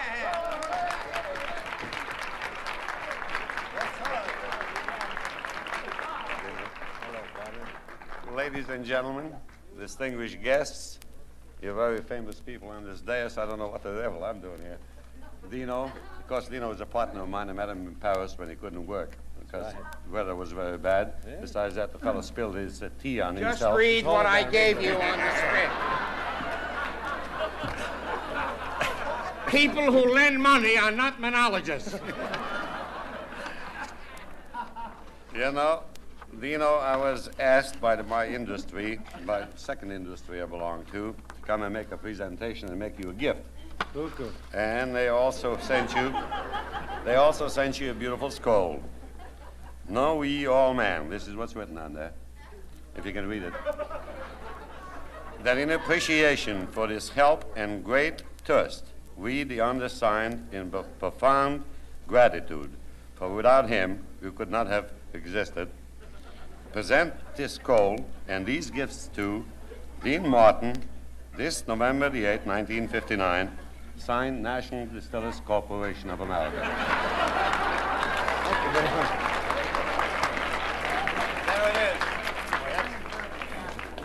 That's all that late. No. You got plenty of time. Now, the other package comes from Harry Blum of the Jim Beam Company. They are presenting you with their best Jim Beam whiskey. The Jack Daniels people have sent some. Ambassador Scotch has sent some. There you are. No, that's from your own place, Dino. More important than that, there is a resolution, serious resolution, presented to you from the city of Los Angeles. And to present this resolution, there is the very, very estimable and very, very important California servant of the public, the lovely Ernie Debs. Lovely, come out here.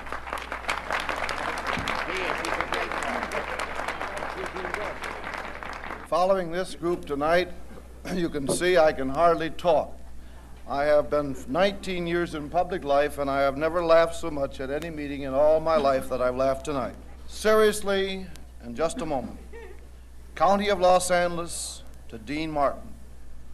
Whereas Dean Martin has amply proved his remarkable talents in all media of the entertainment industry and has firmly established himself as one of the most versatile and truly outstanding show business personalities of our time. Whereas he has had a deep and abiding interest in all civic, cultural, and humanitarian causes, he really has, and has participated in countless benefit performances and given of his time, and I'm not going to read it all, Dean, because of the lack of time, right. But I want to say to you this. This man has not only given of his talents, his time, and his money.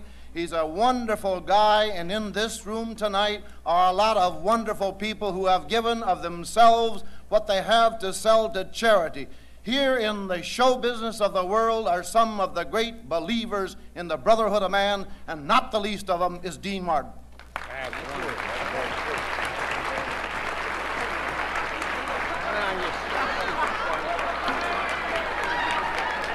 Yeah.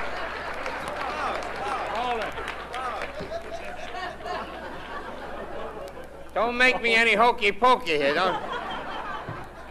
The next is a very, very important presentation to you. The president of the Capitol Record Company has a presentation to make to you which is worthwhile seeing, and here it is. we have an inscription here that I'd like to read. To Dino, a grand guy whose spirited performances, fluid wit, intoxicating vocals, and infinite capacity for good cheer have proven heady stimulants for millions, and are about whom it has been truthfully said, "Se un que funi piochoso." What the hell is that? Would you interpret that? I don't think I better. No, I wouldn't do that. There'll be a raid. Yeah. Did he just say I was a phony? No. In questo li pocciane ti poccioso. Oh, yeah, my car's Well, right I know. outside. Yeah. Well, that's what it is. Come on, don't hold it up. Glenn, get in here. The Friars have arranged with a wonderful sculptor by the name Paul Gellis and a girl, Boris Marker, who assisted Mr. Gellis in making this bust of you, which I think is... No. Well, anyhow, here it is, and it's just beautiful. Here we are. How about that?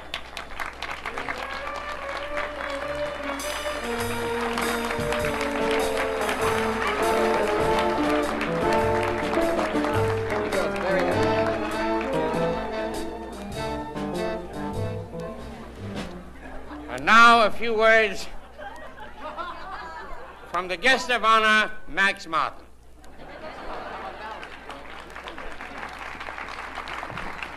Thank you, George. I got enough gas to open up a Chevron station right now. What are you doing, Frank? I didn't bother you when you were singing. This is real sweet. That's nice. I want you people to know that this thrilling, wonderful, and beautiful night has loused up a great poker game.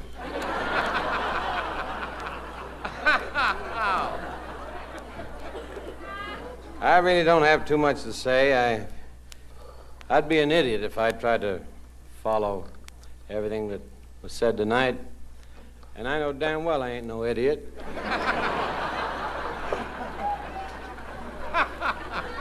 You laugh, I know that. But I do want to say, in conclusion,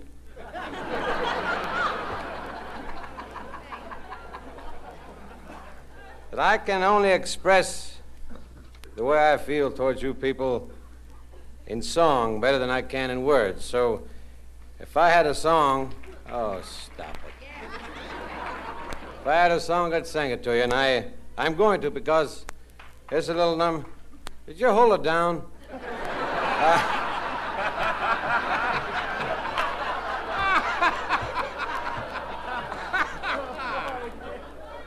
Now, where else but in America could a poor Italian boy from Steubenville, Ohio, open up a restaurant in competition with a rich Italian boy from Hoboken, New Jersey? Where? I goddamn well asked you that. And I just want you people to know that I have a parody here that, oh, that's yours. I don't want to sing that. Here's a little song that I'm going to try and sing.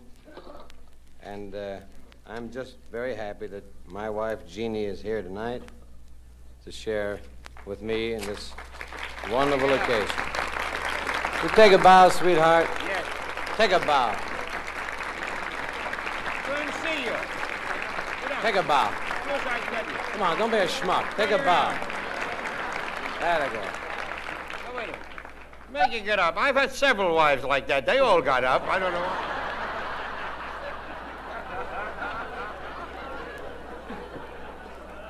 She's a lovely lady and a wonderful mother. We have 7 children, 1 of each, and And I said to her, sweetheart, when I'm through with bells are ringing at MGM, what do you say, you and me, we take a trip all over the world? She said, no, let's go someplace else. Now, you got to know how to cope with this kind of a girl, see? She's a sweetheart. Here's a song. It gets awful dry up here, don't it? Yeah. No, I don't drink any of that stuff, buddy. You drink? Water? Is that so? Just plain water. Isn't it bitter? It is. No, I've become a very light drinker. When it gets light, I start drinking. That's the whole thing. Shut up. He heard that at rehearsal.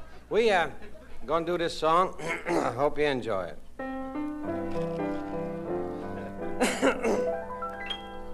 Mr. Chairman! I did that. I could very easily become colored, Sammy. Very easy, I'll tell you that. May I state, it's been great, and the kind of evening few people rate. I've been flattered, but I have to agree. Mr. Wonderful, that's me. Now that takes guts, right?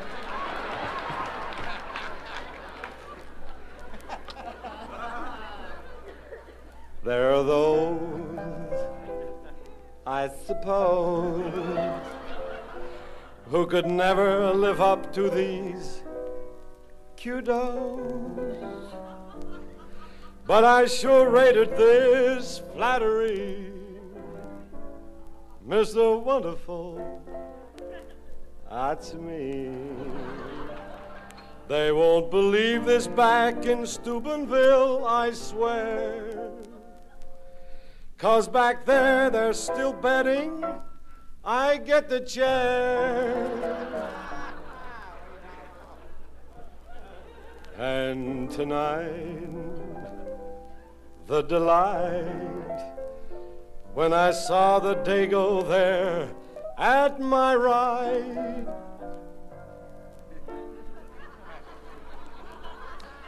May I say it turned out elegantly.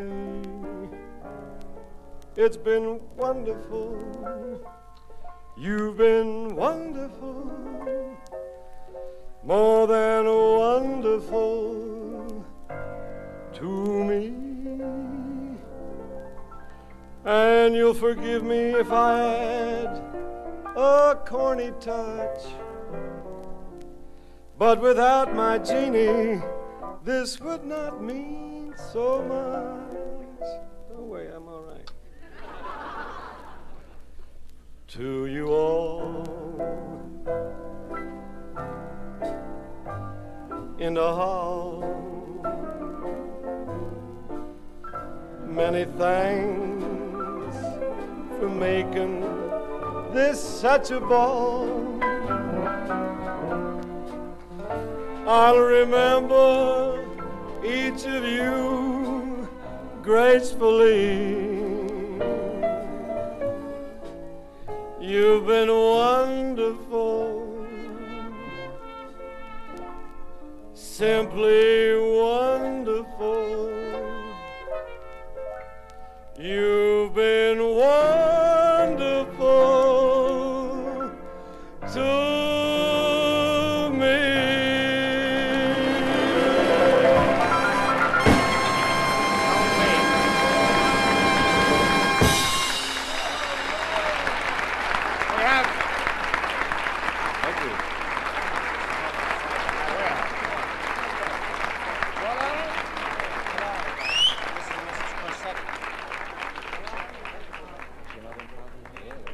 I do want to say this, and don't you leave me, kid, that while I made some gags about introducing Tony Martin as Dino's daddy, he's very fortunate in the fact that in this honor that he's receiving tonight, to witness it are his real mama and papa, who are sitting at the table, and I'd like to have them rise.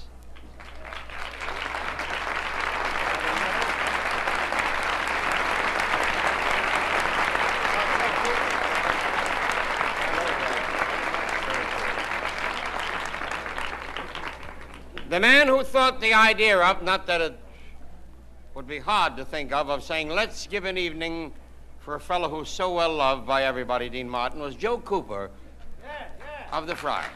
And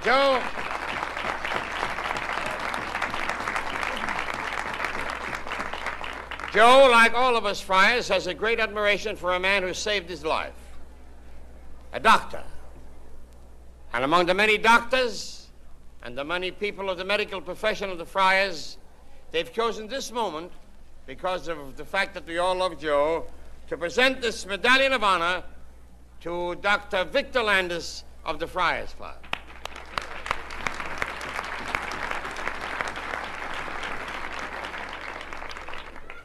Let me ask you this question. Have you enjoyed yourself here with the Friars tonight?